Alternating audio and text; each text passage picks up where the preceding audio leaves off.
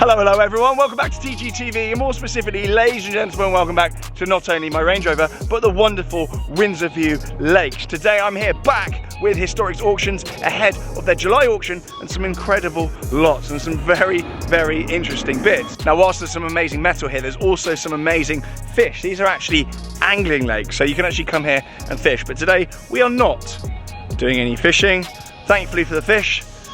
We are looking around some of the lots. So let's go in then and let's take a look. We're just setting up today. I say we're setting up, I'm not setting anything up. I'm not actually trusted to touch anything other than my camera, but we've got cars galore, some very interesting lots, and you'll recognize that. So let's have a little look around, and I'm gonna take you through what may be tickling my pickle to stick a bid on. But I've been known to do some rather erratic kind of bidding and poking my nose into various cars that really I have no business bidding on, so we're gonna get into that as well. So let's have a little look around. I'm gonna show you my top picks for July auction here at Historics. Now, shock horror, ladies and gentlemen, we are kicking off with a Porsche, not any old Porsche. This is a 1965 912. Now, you all know that I'm a huge fan of 912s. I've got one myself, and this car, yes, it's a little bit scruffy, and that's because this car is a barn find. Not only is it a barn find, it's believed that this potentially could be a Porsche test vehicle. Now, the engine has been rebuilt for this car. It's not fitted to the car, but this car does come with a rebuilt engine. The odometer says 6,000 odd miles on it, and it is a very, very cool starting block for a resto. It has been left, as barn finds are, in barn find condition, and this would be absolutely perfect project. It's got Steelies on it as well. They will need some work, but the whole car will need some work, and that is part of the fun. He says, having done it himself.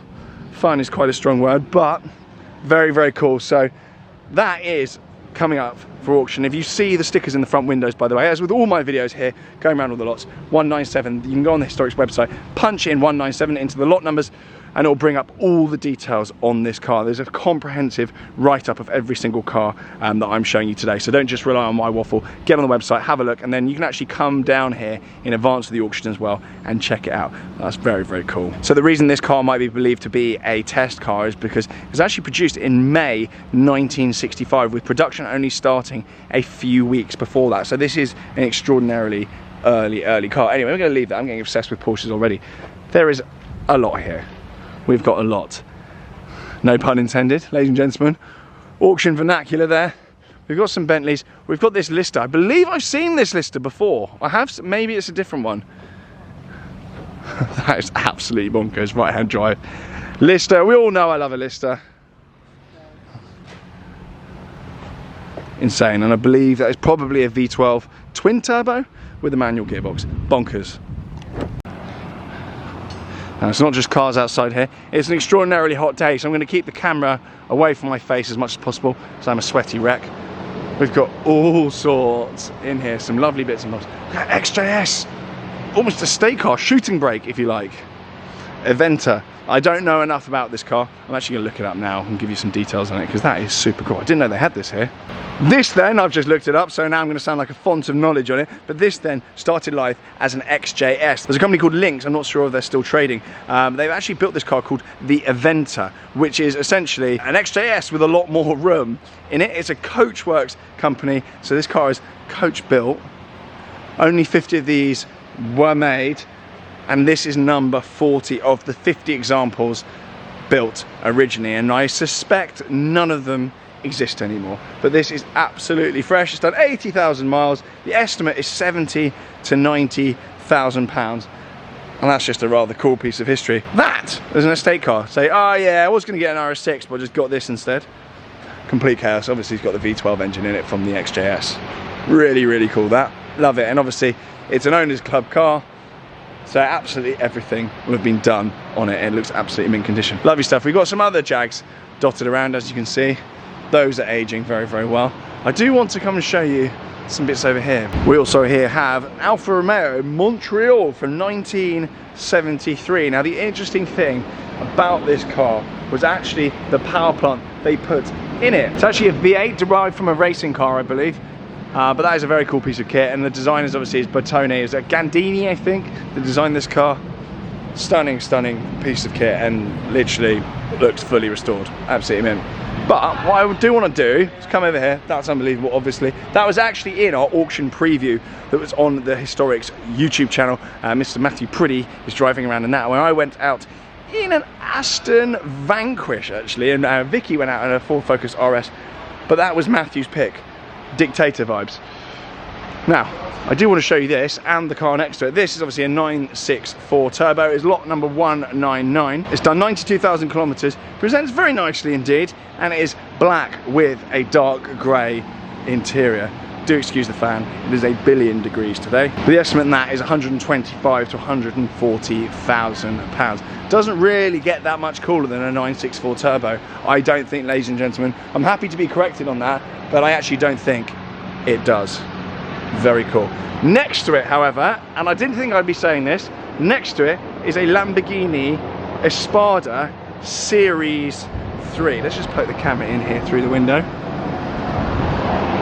4-seater Lambo. I mean, you could even shove people in the boot if you really wanted to. 4-seater Lamborghini. Pave the way for the likes of, well, arguably the FF.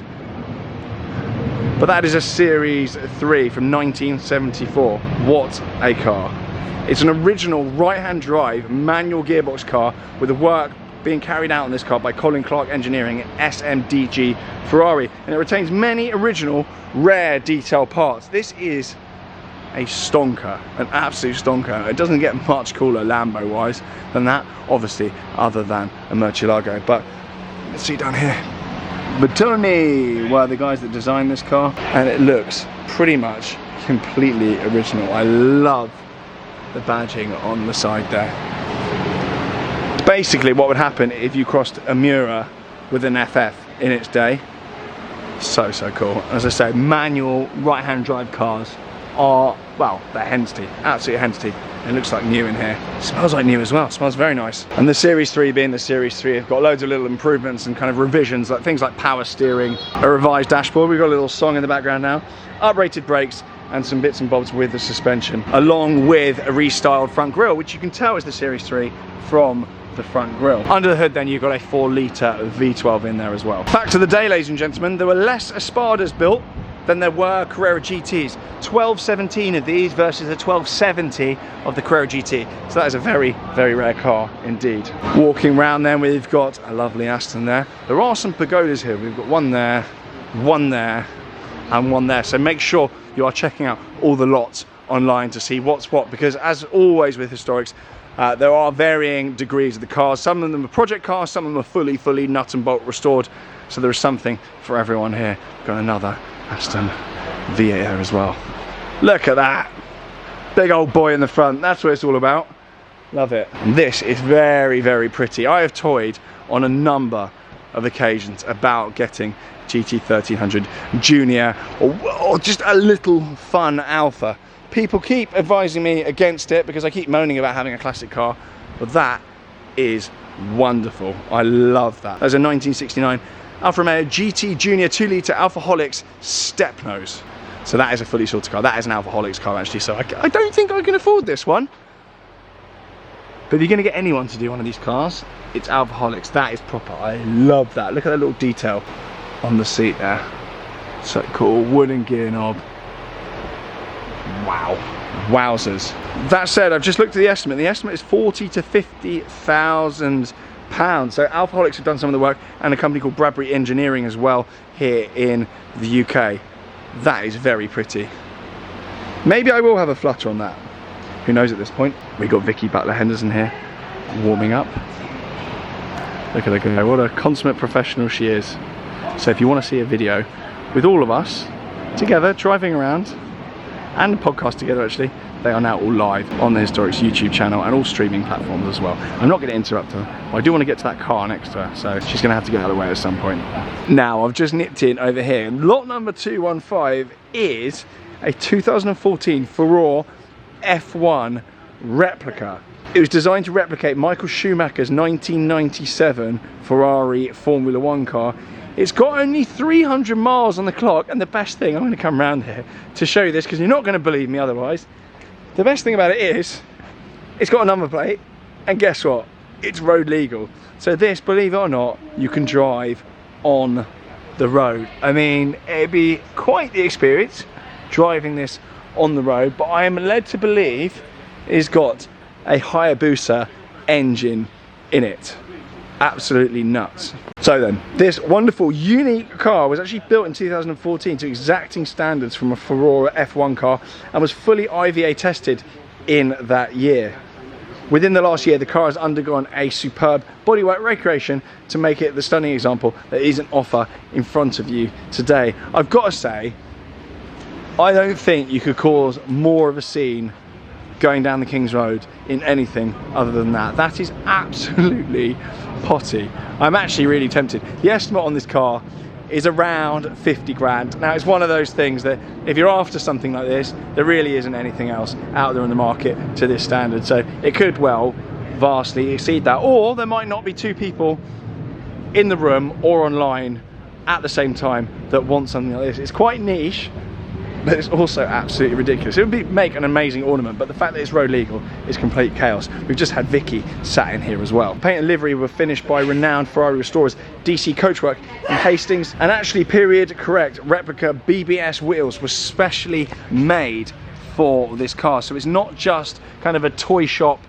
chop and shop vibe, it's actually all done completely properly. You've got carbon underfloor, carbon struts. It's proper piece of kit this. As I say, it is powered by the ZZR 110. I called it a Hayabusa earlier. I don't think that's the same thing, but actually reverse gear is electric. It's got an electric reverse gear and actually keeps the original gearbox from the Kawasaki. Really cool. Anyway, I'm going to leave this alone now because I've waffled on about this car far too much, but I just thought I'd share that with you. Never seen one before. Get out of the shot, Vicky, please. This is a very professional channel here. Are you bidding on it? Yes. Okay, there. You've got to stick to that now. That's a contract. Let us then head outside where we are met with, shock horror, more cars. Got a 456 here. I've got a very soft spot for the 456. I think they are very pretty. I think they're getting prettier and prettier by the day. And they've got 4 seats. They are wonderful. I love the 456. Anyway, we're not here to see the 456 because there's a very chaotic car in here. Got 944 there. Very nice 996 actually as well. Lot number 123. There is a car in here that I really want to talk to Archie about actually. I think myself and him should go halves on this Mini Moke. Now, some trivia for you all. Mini Mokes, I call Mini Mokes because it's largely based on a Mini, that's the easy bit. And Moke actually is a colloquial term for a donkey, apparently. I've literally just read that. I've never heard anyone call a donkey a Moke, but it's basically a Mini with no roof. And it's complete havoc. This car is a right-hand drive car and it'd be absolutely perfect for hoofing about in the south of France or just down the King's Road shouting chaos at all and sundry. So I have sent a photo of this to Archie and asked him if he wants to go halves and bid on this, but I think this would be a fantastic chaos wagon. We do still retain the chaos plate that was on our Suzuki Jimny, so I think that would actually go well on that. I think it's CH54 OSS chaos. But we still got that plate, so maybe we get that. I think the estimate is about 13 grand. Perfect. Let me know in the comments what you think of that. And this car looks very familiar. Some of you will have seen my video on the Historics Auctions YouTube channel, whereby I drove this with Mr. Matthew Priddy, driving around in this wonderful Aston Martin Vanquish. Very cool. And the estimate on this car, I think, is about 60 grand. It's a Gen 2 car. It's done about 50,000 miles, I believe. Absolute minter, full carbon options pack, and that is a hell of a car for the money. They have not aged. If anything, they're looking better than they did when new. Very nice. A lot of 177 in that car. C36 AMG, worth. And a very rare car, the 147 GTA Alfa Romeo. I haven't seen one of these in years. What a cool piece of kit that is. Beautiful. More cars out here. We've got an SL600 V12, very rare car, an 850 Ci. We've got a GT Speed with only 21,000 miles on the clock. That's the W12 600 brake horsepower variant from 2010. We've also got a 996 turbo in exactly the same spec as my 996 Carrera 4S. That is namely lapis blue with the grey interior. It's literally indistinguishable from my car spec wise, obviously this being the turbo. It's got a turbo in it, obviously. Speaking of turbos, we've also got a 944 turbo as well. There's loads of cars here. You've got to come and check this place out. There's preview days, I think Thursday, Friday, maybe Wednesday as well, but I'll leave all the details below. But you can come and check out any of the lots.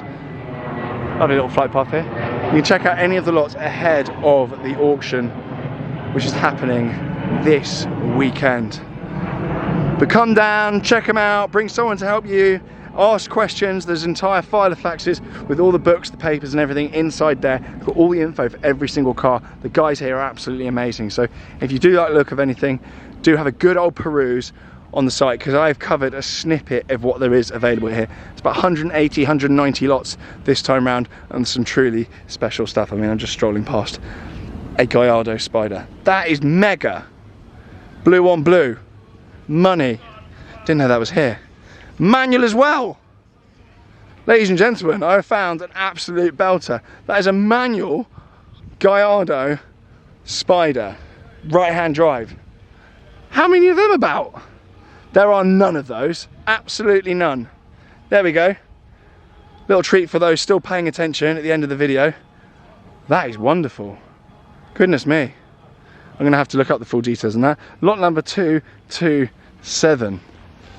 That would make a great little brother for the Murcielago in the garage. Yeah, I'm getting distracted. Do come down. Check the whole lot out. Ooh, we've got a 987 Boxster, I believe, with Sport Edition kit on it. I'm a bit of a nerd about these because I used to have a 987. It was the 2.7 variant, but the one with the Sport Edition kit on it was the one to have. So you can tell that. Number plate's falling off. You got the diffuser on the back there, the little lip, which I actually put on my Boxster. I was very cheeky. This is actually the lip, I believe, from a Cayman that Porsche just used on there, and it actually fits on all of the Boxsters. And you get a more aggressive front valance lip at the bottom there. Sport Edition kit. Very, very key. It's a 3.2 as well. And it's a manual. That's good news. I like that. It's got the turbo style wheels on it. They drive unbelievably. If you've ever driven one of those, you'll know what I'm talking about. Anyway, time to leave things there before I get more excited over more older cars with manual gearboxes. I will see you all very, very soon. I will leave the link to Historics Auctions and all the full lots here, because you can snag yourself some absolute belters, as we've just seen by that Gallardo that I didn't know was there. It's no 7 plate as well. Relatively late car. For now, thank you very much for watching. Make sure you're following Historics on Instagram as well, and go and subscribe to their YouTube channel and go and say hello from myself in their comment section. For now, goodbye.